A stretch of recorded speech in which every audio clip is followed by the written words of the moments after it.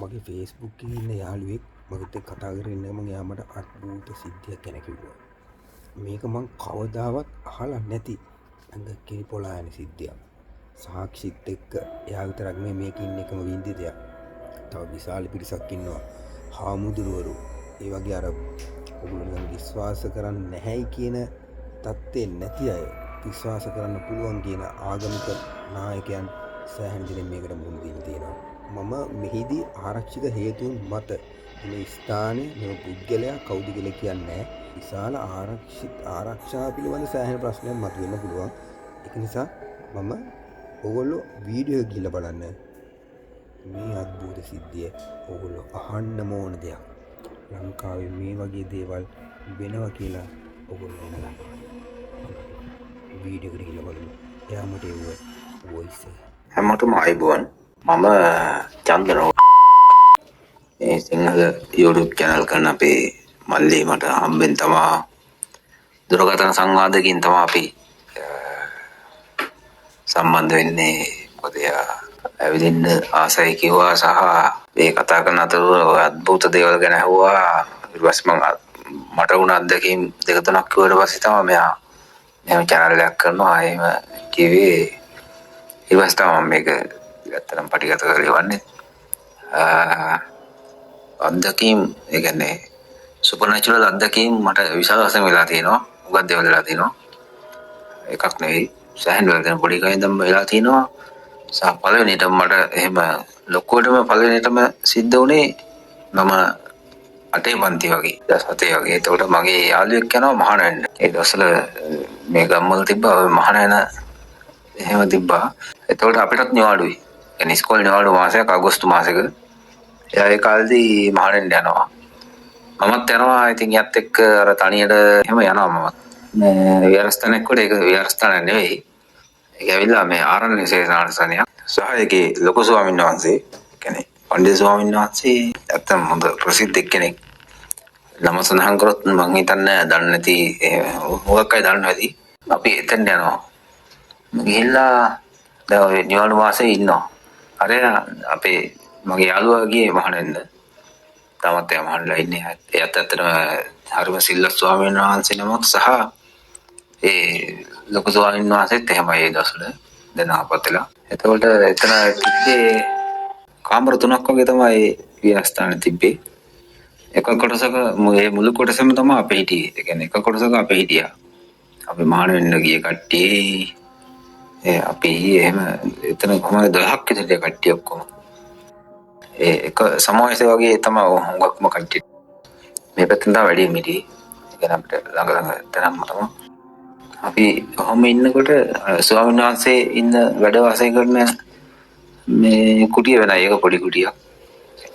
ඔක්කොම එක බිත්තියෙන් තමයි යාම වෙලා තිබ්බේ. ඒතර අපි එහා පැත්තේ කාමරේ ස්වාමීන් වහන්සේ මෙහා පැත්තේ කාමරේ සහ එක කාමරයක් තිබ්බා. කවදාවත් ඒක අපි ඒ කියන්නේ අපි ගිය දවසේ නම් අරින්නේ නැහැ සහ කුස්සිය තිබ්බා. එතකොට අපි ඔහම ඔක්කොම ඉන්නවා. ඉන්නකොට එකපාරම මේ කියන්නේ අපේ ලොකු ස්වාමීන් වහන්සේගේ නිතරම එයා ඉන්නේ එතන. එයා එතන බොහොම අඩුවෙන් තමයි ඉන්නේ. භාවනා යෝගීවම තමයි ඉන්නේ. අපිට අර භාවනා පස්සේ අපිත් ඒ දවස්වල එහෙම භාවනා කරා. ඒ පුරුදු තාම ඇත්තටම මේක වටින අත්දැකීමක්. ඒතකොට අපිට නිතරම මේ අපි මේ ඉන්න මේ පළවෙනි අවස්ථාවේදී ඒ කියන්නේ ඒක ලොකටම දන්නවා නිතරම මම දන්නේ ඒක මොකද්ද කියන්නේ. ඒක පස්සේ තමයි අපි දන්නේ මොකද්ද කියන්නේ. එතන හිටියේ බහිරවෙක්.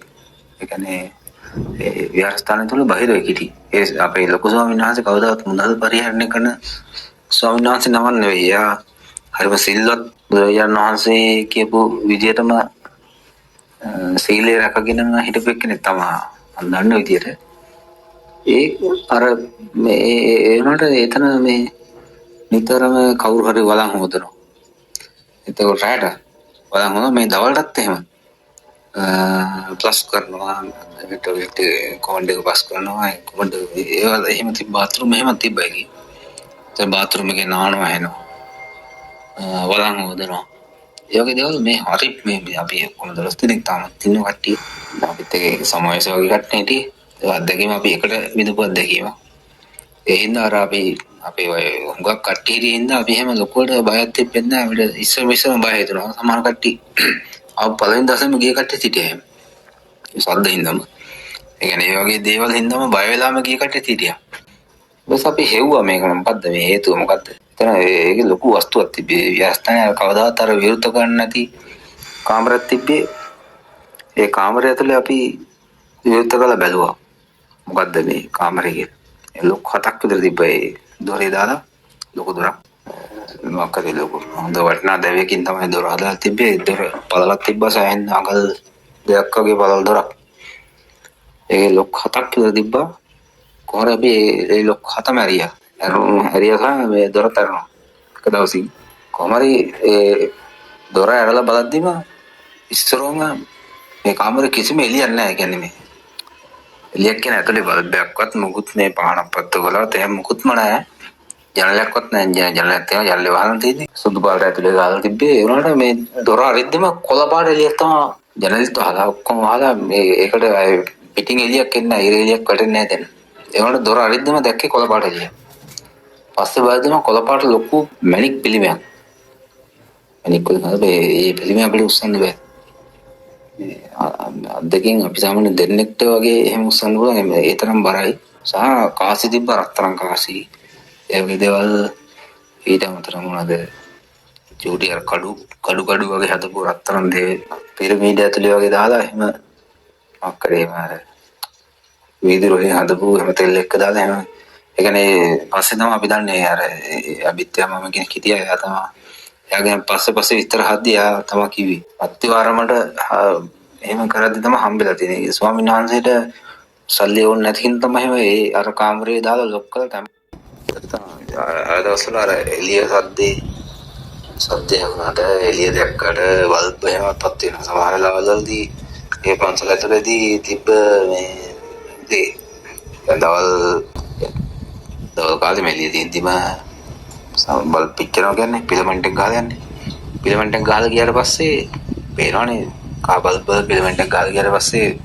බැලුවම ඉතින් වෙනම පේනවා පිලමන්ට් එක ගිහලා තියෙන ආයකපත් වෙන්නේ නැහැ කියන්නත් දන්නවා ඒක ඉතින් අපි ඇතුළට එහෙම හදන්න බෑනේ ඒවම හරියටම රෑ 12ට ඒ බල්බ් එකමපත් වෙනවා ඒකමපත් වෙනවා ඒ වහන මම හිතන්නේ මේ කවුරුත් කරවිලේ නැහැ ඒක හරිම කියන්න එහෙම තේරෙන්නේ නැහැ ඒ වගේ දේවල් වෙලා තියෙනවා සහ මූණට මූණ හම්බෙන්නේ මට ඒ ලෙවල් කරද්දී